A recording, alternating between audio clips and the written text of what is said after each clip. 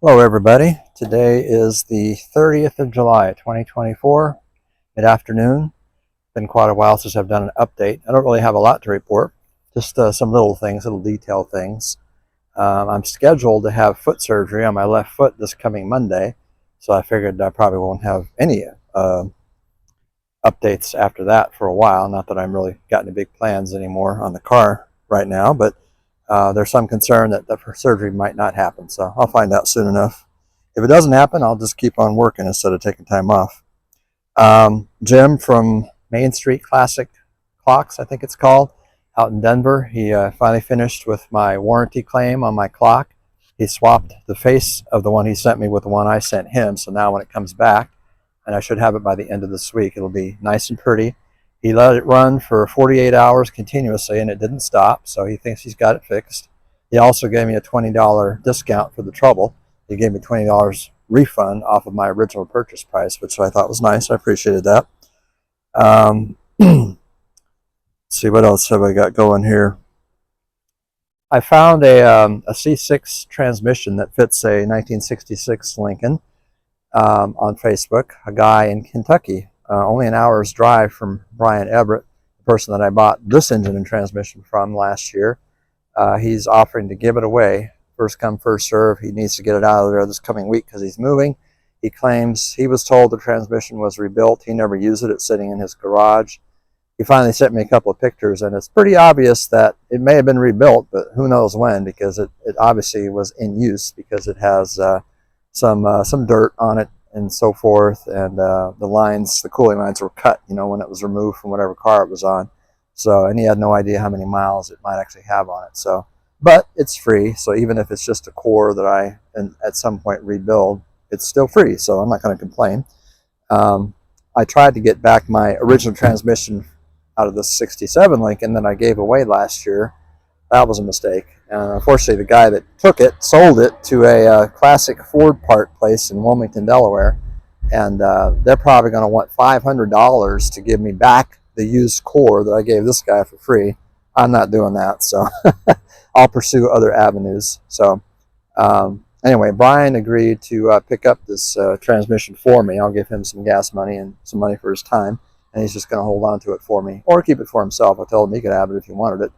No sense in trashing a good transmission. So that's that on the transmission. And then some of the smaller things that I've been working on. I'll just give you a visual tour here. Under the hood, I retightened my belt here a little bit. It was starting to loosen up just a little bit, but it's still in good shape, and it's a lot tighter than the old belt that I replaced with this one, so I'm happy with that for the air conditioning compressor. I also finally put this clamp right here back in place where it belongs. I'm not even sure I had it from before when I first got this car, but it was in the bucket of stuff I got from Brian last year. Of course, the idea is to hold the speedometer cables away from the hot engine, and you can see what happens when you don't have that clamp and it rests against the hot manifold. Fortunately for me, it has not affected the speedometer. I don't even know if I did that or if it was already like that, but I do have another cable in case that one stopped working, so that's all good. Everything is still working great under the hood. She's running awesome. I did notice I put a tank of regular gas in this the last time, and I noticed a lot more pinging and stuff, especially on heavy acceleration with the air conditioning running.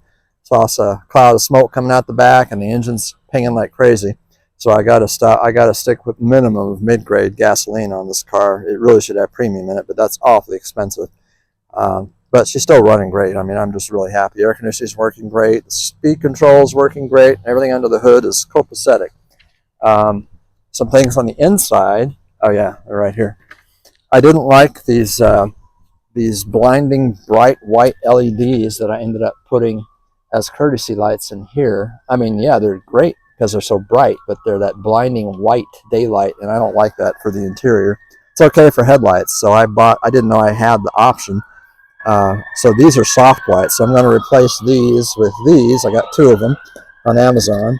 I didn't pay for them because I had plenty of points available to get them for free, so I was pretty happy about that. Got my little mosquito thing going here, so I don't get eaten alive by mosquitoes because they are definitely out and about now.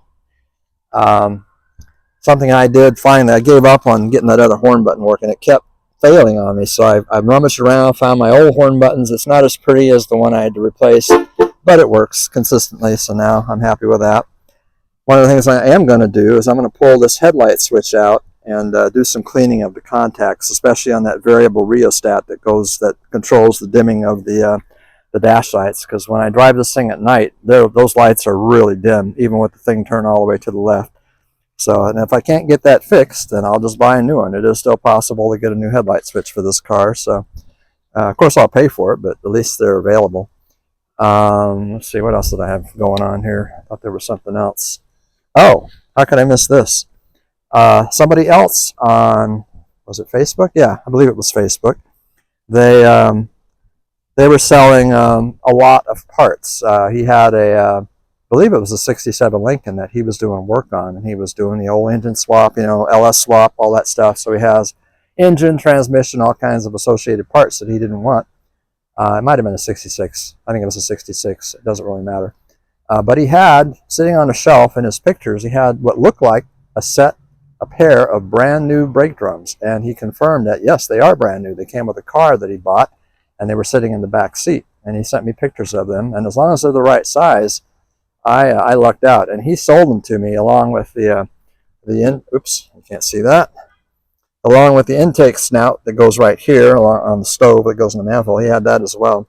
He sold all of that for $125 to me, which was a hell of a good deal, I thought, especially if those are the correct size brake drums. I'm assuming they are. I hope they are. They certainly look like they're the correct design with the flare on the drums and all that. So I'm really excited about that. So I'm getting ready to, I'm going to wait till I receive them to make sure they're the right drums.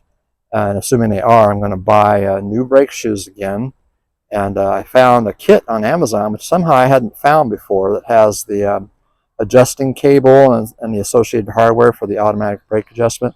I'm going to go ahead and replace all that hardware too, assuming it's the right length on that cable. Because I jerry-rigged one of mine, so I just want to make sure everything is correct so the parking brake works and I can actually have an emergency brake again, along with these new drums and shoes. So I'm excited to get that stuff, I don't know, in the next couple of months. If I do have my surgery on Monday, then I probably won't be doing that kind of work for a while, although we'll see how I do with a boot on my leg there and everything. Let's see, what else here? Talked about that. I was having trouble with this mirror. Even though I got the brand new arm there from Archer Enterprises, it still kept falling on me, and I kind of discovered that I really didn't have it adjusted right. So I think I've got it now better than it was, so it's not falling anymore. And that's it. So I'm going to start by replacing these reading lamps and see what they look like. So these are super easy to replace. You can see how bright these are. And because they're LED, they're cool to the touch. They're not going to burn me, so I'm just going to pop that out of there. Pop this new one in place, and we'll see what the difference is, how it looks. Oh yeah, that's beautiful. Now that's more like the, more like I would expect it to look compared to that bright, blinding white over there. So that's a lot better. All right, that's one of the easier things to do. So I still have the advantage of brighter than original LED lamps that use less electricity and don't produce any heat. So I'll see what they look like tonight when it gets dark. All right, I'm working on pulling out the headlight switch. You can see I've got the lower dash panel removed. Pretty easy to do that part. In order to get the knob itself to come out, there is a push button on the switch itself under the dash, and I don't know that I can show it to you, but there's the switch right there. I think the button's on the side that you can't see, opposite of where the plug is. But anyway, it's spring-loaded, and you just have to press it in and hold it while you're working the switch out. So let me get that done real quick. All right, there's the switch in my hand. My knob comes off the shaft here, so I just had to press that back on. So pretty easy to get out. And then you just untwist this, just turn it by hand like that. That comes off. And then there's a 5/8 nut under here. You got to take that out. And I've already unplugged the switch. After you take this nut off, it'll just fall out. All right, you see the switch is in my hand here. The part that I'm talking about that needs to be cleaned is this little spring here, the variable rheostat. That's what that's called. and you can see it gets pretty corroded over time, and it's not making good contact with this contact right here when the thing is turned all the way to the left. Even when it's all the way to the left, it's supposed to be touching there. So most of the corrosion is probably on this contact point itself. So I'm going to use a little file or sandpaper, something, to do my best to clean that up and see what it does. Alright, I have completed my cleaning of the switch. Now, I did not completely disassemble it. This part of the switch works just fine. You know, the headlights work, the parking lights work, the high beams work, everything works. So I don't want to introduce the possibility of breaking something or making something worse when there's nothing wrong with it.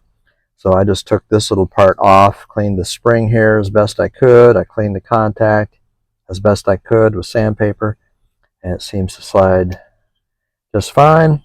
So I'm going to put that back in the dash now. Of course, I really can't test it real well in the daylight, so I'll have to finish the test at night. But as long as they come on at all, I'm not going to worry too much about it. I'll put everything back together.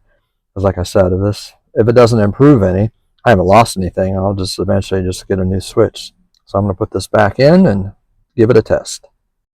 Well, it may be that I'm forced to take the rest of that switch apart because I can't get the internal spring thing to release, to hold this rod in place no matter what I do, even fiddling with the release button. I have this problem occasionally, but usually I'm able to get it to work, but I can't get this thing to release, so I might actually be forced to take that switch the rest of the way apart just to lubricate the internals a little bit. Well, now I got the rod to hold in the switch, and this little knob keeps coming off. I'm going to have to find some super glue or something to stick in there to keep that thing attached to the rod, but at least it's holding now, so I can test. Alright, I ended up doing what I said I didn't want to do. I ended up taking this whole switch apart, just those 3 tabs on the side. I cleaned up what I could inside, lubricated it with WD-40, put it all back together, and now it works like a charm. So I guess it was successful. And the rheostat works like it should. It works smoothly. We'll see at night when I drive this if it's to my satisfaction on the dash lights. I mean, you can see that light over there dimming and brightening, so I know it's working, so that's cool. The only thing I have to fix, I'm going to have to go buy some kind of epoxy or something to glue this little knob back on there, but I can do that after the fact. So I'm going to put this back together now. Alright, I'm wrapping this up for the day. I was successful at repairing my headlight switch, cleaning it up, so hopefully in the dark I'll notice brighter dash lights, so I'll find out this evening. And if not, I may have to consider replacing those bulbs with LEDs. I don't know. We'll see. We'll see what it looks like. Have a nice evening.